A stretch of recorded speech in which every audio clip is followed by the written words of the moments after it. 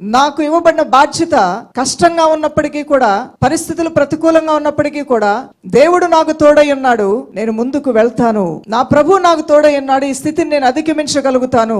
నాకున్నటువంటి medical reports అన్ని కూడా నాకు చాలా ప్రతికూలంగా వచ్చినప్పటికీ కూడా నా పరమ వైద్యుడు ఉన్నాడు. ఆ సర్వోన్నతమైన దేవుని యొక్క కృప వలన ఈ రోగమును నేను జయిస్తాను.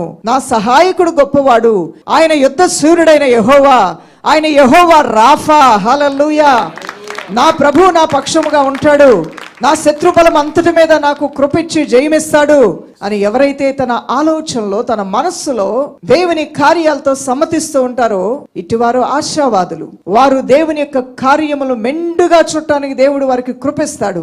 దేవునిలో ఉన్నటువంటి బలం ఏంటో వారి ద్వారా బయలుపరచబడుతుంది, జ్ఞానం ఏంటో వారి ద్వారా బయలుపరచబడుతుంది, శక్తి ఏంటో వారి ద్వారా బయలుపరచబడుతుంది, దేవుని యొక్క కృపగల కార్యాలేంటో అట్టి వారి ద్వారా బయలుపరచబడతాయి.